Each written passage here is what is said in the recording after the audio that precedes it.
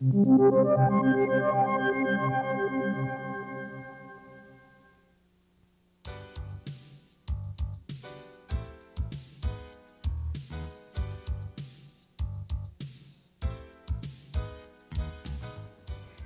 afternoon. My name is Gail Tatum, and welcome to A Closer Look. With me today are two of our new principals at North Penn School District, Eileen Dwell, who is the principal at Englewood School, and Mike Wilson, who is the principal at Montgomery. Glad to have you both with me today. Thank you. I think the first thing we'll do is sort of get a little bit of your background so people at home will know how lucky we are to have you and where you're from. Eileen, ladies first, we'll start with you. You started with us this fall. Yes, I started September 1st, although I got a wonderful introduction to Englewood over the month of August. While still working in Philadelphia, after work I would come into Englewood and do some work, and I was real pleased to find then. it. Very busy, and lots of teachers in the building already, which really was surprising, exciting. but nice. That's fun. Now, where did you come from? You were a principal before you came to us? Yes, I was a principal for 10 years with the School District of Philadelphia. Okay. 4 as a middle school principal and 6 as an elementary school principal. Okay. And now you're with was a middle school, what was the grade configuration for a middle school there? The middle school from which I came was grades 6, 7, and 8. Okay. So you had 6th graders in that sense, and you have 6th graders with us as well. Right. Okay, great. Michael, how about you? You came from Upper Darby. Upper Darby School District. I was principal of Bywood Elementary School, which was a K-5 school. K-5, all right. K-5. I arrived here in North Penn in April of last year, just as I was due to go on spring break. Yes. Oh, is that right? We spared you that. Yes, I didn't have to deal with spring break, so I came here in April, and Bywood was a K-5 school. Good. I was principal there for 3 years. This is my 4th year as a principal. Prior to becoming a principal, I taught 3rd, 4th, and 5th grades, I guess, for a total of about 10 years or so. So you've been in education for a long time. Yeah, 12 years or so. 12 years. Yeah. Eileen, how long have you been? You were a teacher, I assume, at one point as well. I was a teacher and a supervisor. This is my 24th year. Your 24th year. Each of you came into schools that had had some time when they had had interim principals, so I know from situations that staff were really happy to have each of you come. In your case, we had a teacher who retired earlier in the year, and we had an interim principal there for a while, and then I know, Mike, you came, and people were thrilled to have you. Yeah, it was a nice welcome. The interim principals that were there in between must have been fabulous. And when I came in, that building was really working well. There was a lot of good things going on. That's good. That's good. It was nice you came in. You could finish last year and then have a new start this year and begin. That's a good point. A lot of people question me about that, wondering if it's difficult to start in April at the end of a school year as opposed to starting up in September. And what I found, ironically enough, was finishing out the year was extremely helpful. It gave me an idea to just sort of get involved in the school and see what's going on, what works, what goals I should set for the upcoming year. So it was a big help. It was a help for you, yeah. Eileen, I know that we had lost one of our principals. John Shinkley had been principal at Englewood for a long time, and then we had an interim person there as well. So I know parents were anxious to get a new person on board this year. And I've heard how pleased people are to have you there, and the families feel they've got a nice new start, and that's always a good feeling. I'm sure it was a difficult hurdle for them to get over with John's death, and I'm very sensitive to that. But the parents and staff were very warm in my welcome. It's been a very, very pleasant welcome. Good. It's been a good start. What would you say was a first impression that you had? Michael, I'll start with you. What was the first impression that you had of the district in terms of when you went in a classroom? What was the sense that you had when you went into one of the North Penn classrooms? The first impression I got actually came before even the first day I started as principal at Montgomery, and that was the day that Mr. Schmidt took me for a tour of the school. And one thing that came through loud and clear were the high standards that were set. It came through in just walking by and looking in the classroom informally, and looking at the displays that the children had and the teachers had set out. It was obvious that nobody would compromise for anything less than perfect. It came through loud and clear as soon as you walk in the building there. I often find when I have the good fortune to be in one of the schools for a while, it doesn't happen to me as often as I would like, that the walls are covered with wonderful work. And not just artwork, but creative work and interesting writings, and it does set a nice feeling for the building. That's interesting. Yeah, it's always changed. It's very seasonal. Yes. It goes with the curriculum, whatever they're studying at that time. So it's always refreshing to walk through the halls because it never looks the same way twice. That's true. Eileen, what about you? When you came in August before things were really going, as you said, you already had teachers there, I'm sure. The building was filled with teachers, and it sort of goes along with what Mike said.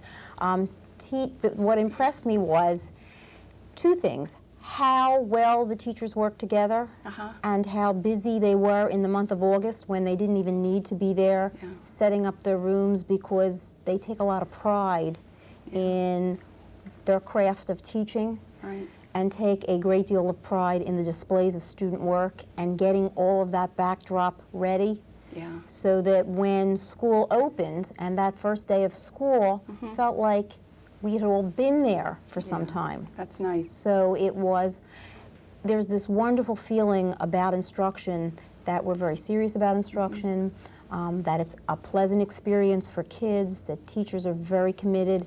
It feels good when you're in the classrooms. That's good. That's good. I'm sure as principals, there's so many things I'd like to ask you about your jobs and how difficult I'm sure they must be at times. One of your roles consistently is to work with parents. I know you see parents every day in your schools. Can you talk to me and to our listening audience a little bit about what you see as an important role for parents to play in schools today? I think in contemporary literature that you would read, it seems to me there's an increasing emphasis on the need for parents to play a vital role. I think we've all known that as parents, but perhaps your perspective is a little bit different. Eileen, why don't we ask you to start with that first, if you would. One of the things that we discussed, in fact, on Friday at our staff development, and we developed a school-wide plan of positive discipline. And it's really to solicit parents' support in terms of developing the kind of principles that we want our children to have to be productive members in our society. Things like responsibility, honesty, those kinds of principles that we all take pride in as community members, so that when children leave the North Penn School District, they then contribute in the kind of productive way that we all want. Right, that's important. What do you say to parents? I'm sure you have parents who want to do everything they can to have their children succeed, and what kinds of advice do you give people when they say, what can I do? What more can I do? Well, the parents at Montgomery were very helpful to me as a new principal back in April, sharing with me their thoughts and feelings and ideas for the school. And it really gave me a lot of direction over the summer to sit down and come up with some goals for this upcoming school year. The parents over there are really supportive. They've been wonderful so far, really positive, doing everything that we need them to do. We have parents who help out with our primetime events. It's every day that they come in and work with children on computers. They work on committees with students involved to put together a school newspaper for the children. It's been fabulous. So the parents are willing to help at almost any level, I noticed at Montgomery, in any way, shape, or form. It's from helping to count out papers to students can take them home, to serving on committees. It's been a big help. In every way. That's good. I know that each of you, your school is particularly large. I think, is your enrollment over 600 now? Is it Yeah, it's about 640, 650. 640, and you're around 500 perhaps? Is that right? Yes, 510. So right here we're talking about over 1,000 students at these two schools, and that's a lot of families. That's a lot of North Penn families worrying about what's going on in school and what our kids are learning. If I were to walk into your school today, what might I have seen going on, or what might you? Can you tell me that you've seen interesting that's been going on in your school, in a classroom? Two things in particular. I attended a wedding on Thursday, which was very interesting. The wedding took place in a first grade classroom, and it was the marriage of the letter, Mr. Q, with the letter, Miss U, which was to teach the concept of Q and U always appear together in a word. But we had a bride and a groom who were all dressed, and all the children gave gifts, which were pictures, starting with the initial letters of the alphabet. And the kids were so excited. One student played the piano with a processional, and this was a first grade class. It was fun, and the kids were excited. And Friday, I had parents call me and say to me, my kids were so excited they were at this wedding. So they're never going to forget that Q and you go together. No, not at all. They'll remember that. And then I had been in a classroom Friday morning where they were testing the fat content in foods. Now, was this part of a science course? Yes, this was part of their hands-on science, which was really enlightening to them. They're doing a unit on foods and fats and calories and so on as a part of their science, and they were testing for fat. And it was fascinating to watch them discover things, that they had not known. What grade level student would be doing that? That was in 6th grade. It was a 6th grade student doing that. The science program is something we're all very interested in, and to see how that's working. So obviously, this is a lesson where the kids were working and measuring things. And they were working in cooperative groups of 4, where they had to use instruments, scientific instruments, to manipulate the food they were given and work together, observing what the changes, and then gathering data, charting it, and they did it. It was wonderful to watch the groups of kids cooperatively working. Yes, especially 6th graders. That's nice. Right. Yeah, I would think. Michael, what about you? What have you seen recently? That even just a normal, regular lesson that it was interesting. I came in this morning, Monday morning, and to the school decorated completely with red ribbons in recognition of Red Ribbon Week. Girl Scouts in the area got together late Friday and over the weekend and tied red ribbons around all the trees and doors and all over the place. It looks wonderful. Now, Red Ribbon Week, explain that to me so I understand it. It's a little more than a week, actually. It's about an 8-day program. We're going to run it through Halloween this year, so coincide with that day. It's a week that we spend heightening awareness to drug abuse and use in the children in our school, K to 6. It's a good week. A lot of it is instruction and curriculum, and we have an assembly with the kids on Wednesday, a magic show, that will have a target of making kids aware of the dangers of drugs. Yeah. So that was a nice way to start your day, wasn't it? It was really nice. Yeah. It was coming in this morning and then arriving to a school decorated with red ribbons was neat, Well, that's good. I remember, I haven't been into your school, Eileen, when you've been there, but I remember going into your school when we took school calendar photos this year.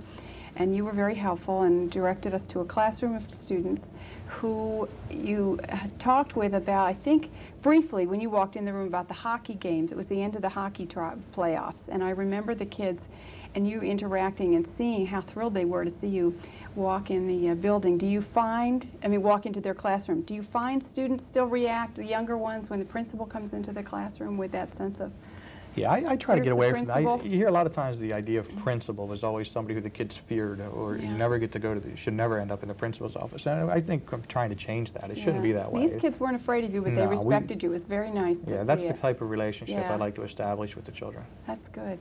That's good. Tell me a little bit about how you, I know that the community uses your schools a lot, and as a principal, how do you feel about that? I know that you have lots of groups in your schools because many people register through our office. Is this something you saw before, and is it a continuation of a philosophy that you saw there? Mike? It's a good idea to use the schools after the school day ends, and I believe the building gets a lot of use when we're done, not just with our school activities, but with community activities.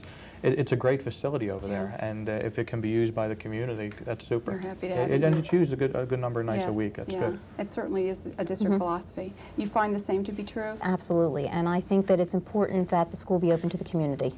Because it shouldn't only be used for a short number of hours, as Mike said, and when you have such a facility, open up. And I have seen great appreciation on the part of the community for the availability of the facility. Yeah, I'm glad that you both feel that way. We certainly at North Penn all feel that way, that our schools belong to the community and to the people. And I know it does place an extra responsibility on you in scheduling to have, to know who's going to be there on a certain night and what that's going to mean, but we're very grateful for that. Our custodial staff also is wonderful in working with these groups, making sure they're set up and then the area is prepared for them. They deserve a lot of credit. They're very flexible and accommodating. Yes, we find that to be true too, that they are. It's nice to hear.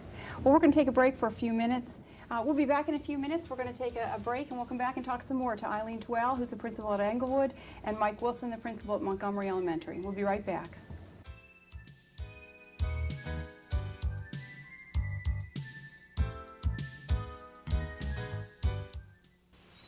It's only a little motor oil. A little paint. A little fertilizer. You're looking at a sea of excuses, created drop by people like you and me. Help save our waters. If we all do a little, we can do a lot. If you think the United Nations does nothing but talk, listen to this. The UN brought our children vaccinations. They have completely eradicated smallpox from the earth. They are teaching us to read so we can learn to teach others. They watched over our elections so we could freely vote our consciences. This year, on the UN's 50th anniversary, help the UN do its best work even better. Join the United Nations Association.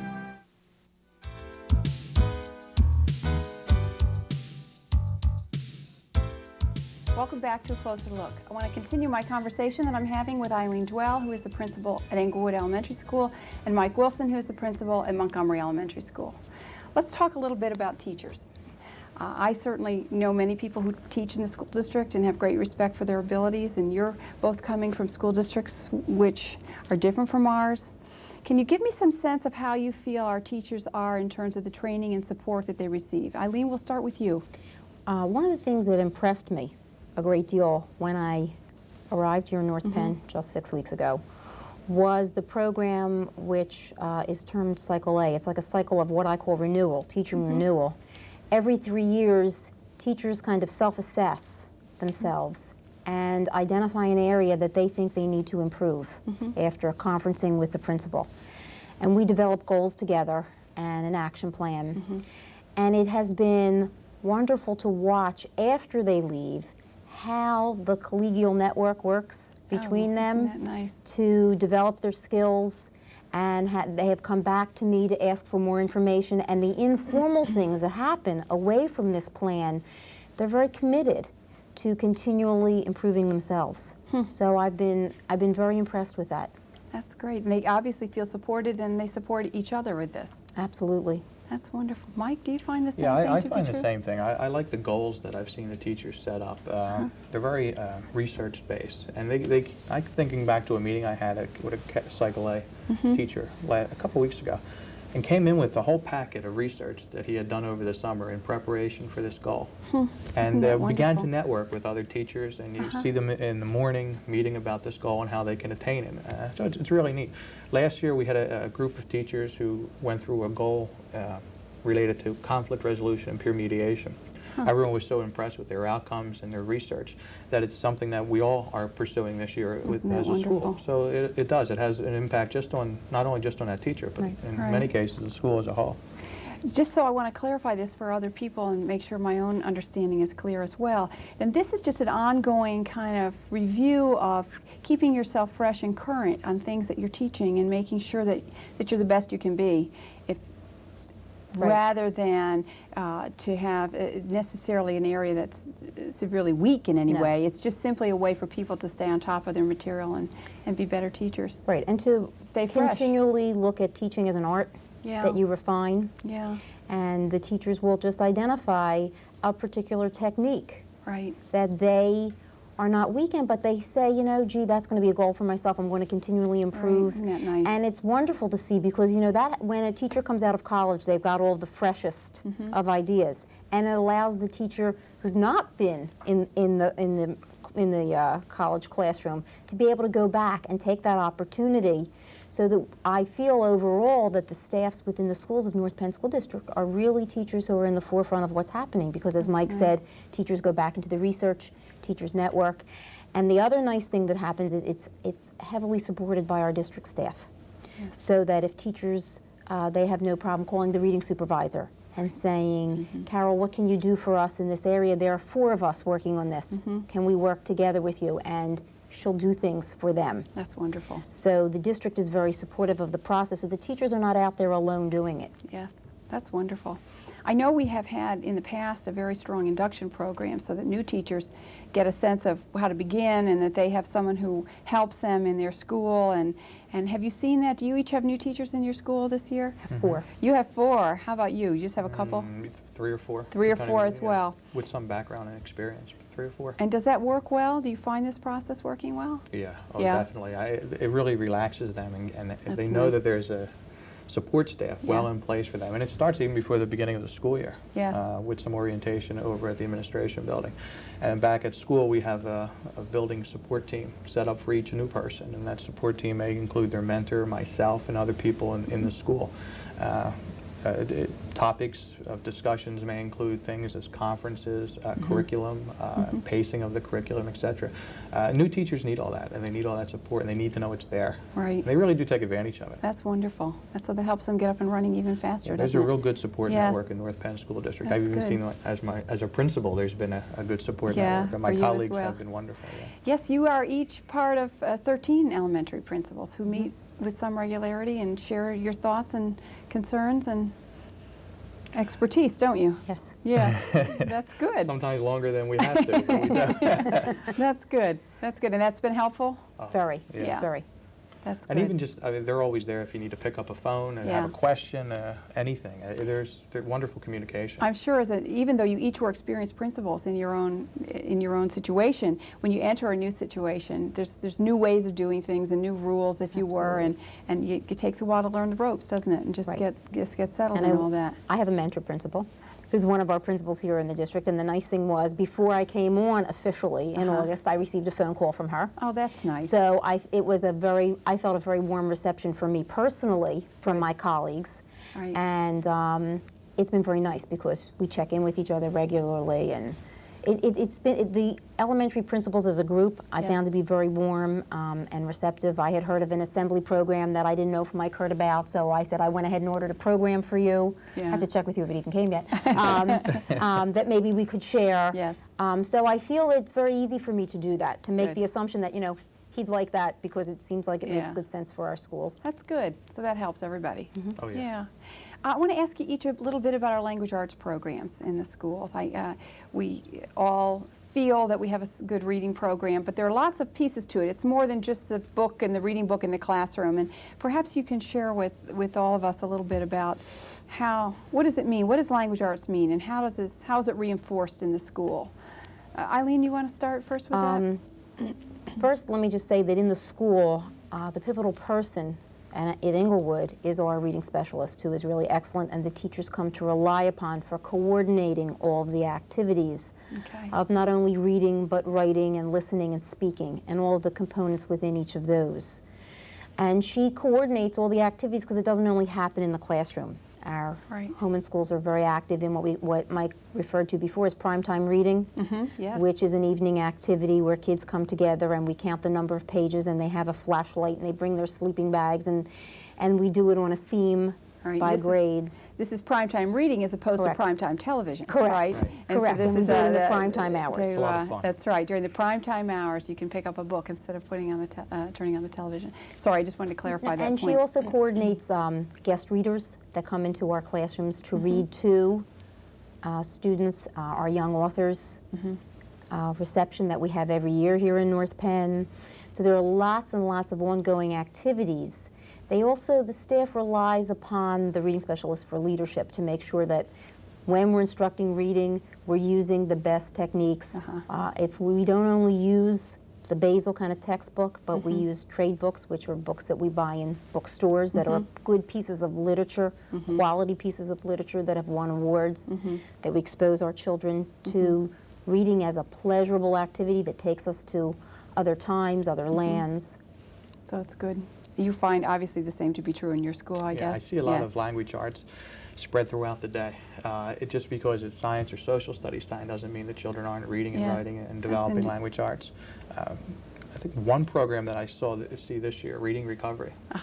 Yes, that's fabulous. a new one. It's very progressive. It's what should be there. It's a program where we have a teacher who's there half the day, half-time teacher, and she works with, throughout the year, probably up to 10 first graders who are identified as needing more support in developing their language arts skills. It's very goal-oriented, individualized for those children. It's very measured and assessed frequently. I see wonderful things happening already with Reading Recovery. So that's a good positive program. Oh, excellent. How about the science program in your school? What can you tell me about the Merck I'm thrilled with the Institute and what science you're program. seeing, the influence there? That's fabulous. Well, and I came in at a good time last year because I got to see the second grade butterfly unit. The science kits that the children work on throughout the year are fabulous. The Merck program, we had 6 teachers attend a summer institute at Merck. It was 2 full intensive weeks. They gave their time to attend that, and then bringing those skills back into the building now. we're already talking about ways that we can get this information out to parents, to the rest of the staff, so they can start using that inquiry-based technique. It's a fabulous, fabulous program. I was over for a short time to meet with some of the teachers while that institute was ongoing, and I was impressed by the level of enthusiasm everybody had. It was kids love science. Just exciting. Isn't that neat? They're no longer, taking out the book and reading pages and vocabulary and questions. They're discovering science, and they'll never forget it. That's exciting. You had did you have teachers as part of that summer institute as well, Eileen? I have a nice team. I have 5 Merck leader teachers, as they're referred to, who are integrating science and math, and that was really my first introduction to North Penn. I got a phone call from our science supervisor for the district who said, by the way, you've got this team and there's this wonderful institute going on, could you drop by? So I did take the opportunity this summer to come over to Gwynedd Mercy to meet the team, because they are very excited. Yes. And there's this tremendous commitment on their part, because they see what it does for the kids. You see the light bulbs in these kids just going off with all the discovery that they're making, that it inspires the teachers. So they meet so regularly as a team, and they come up with great ideas for linking themselves together across other schools to meet with like-grade teachers who are leader teachers to develop what's in the kits even more. Isn't that wonderful? So it has been That's pretty exciting. Yeah, our 6th grade teacher during science instruction will walk around in a lab coat. Yeah. And many of her students have taken to do the same. Is that right? So during science time, they're going to look like scientists. Yeah, they do. That's nice. Isn't that fun? It is. Well, I think I'm almost ready to close off our discussion, but I just want to have a little bit of a general discussion about the value of public education. Certainly the 3 of us work in a field that we must believe in, or we wouldn't be here. Each of you have had long careers in education. I know that sometimes people feel public education isn't all it should be, but my view is that it's doing wonderful things for kids and families and communities. Do you have any thoughts on that, on what the value of public education is in your school and in the community of families that send to your school? Yeah, I have strong opinions on that exact topic that I could probably do a whole show about, but I'll wait. Public education it takes a beating from time to time, but it's really unfounded. It does a wonderful job. Every child that walks through the door is guaranteed an education, every single one of them, no matter what. And I think we do an excellent job educating the children. Yeah. Comparing our schools today to schools of 20 years ago, I think an in-depth study would reveal that what's going on is the right thing. Yeah. Even common sense dictates it. We're doing an excellent job. We're doing a good job. A tremendous service. Well, I'm sure you see it with the students in you see it firsthand. You see kids learn every year, and you see parents pleased every year, and that's what we're looking for, and that's what we're hoping for. Eileen, I'm sure that I share Mike's sentiments. I do want to say that I agree that public education often takes an unnecessary beating because it only takes those persons who perhaps are criticizing. They need to come in and really see what's inside. Yeah. You have to remember public education turns away no child, that we accommodate for everyone, and that I know here in North Penn we have very high expectations for what each child will accomplish. I think every North Penn resident can sit back and relax in taking pride in the fact that their children are getting the best. I continually say how impressed I am with the level of commitment and professionalism of the teachers. And when you have that, obviously it's going to the children. I have a son at home who is 13, and I would be very happy if he was in the North Penn School District. I feel that they produce a wonderful product when they're done. An anecdote to this, before I came to North Penn School District, this is over a year ago, the school at which I was principal was involved in a young playwrights program. And I went to see the plays, and a North Penn high school student had won first place. Is that right? In the plays, and it was being produced, and I watched his play. Isn't that nice? About a month ago, I went to a meeting and met this young man and shook his hand, and I said to him, I wanted to let you know how proud I am of you and that I got to North Penn School District because I saw your play. So North Penn is producing the right kind of kids. That's wonderful. Out of public education. That's wonderful. Thank you each for coming today. I enjoyed having the chance to talk with you and learn about what you're doing in your schools. My name is Gail Tatum. This has been A Closer Look. Thanks for joining us.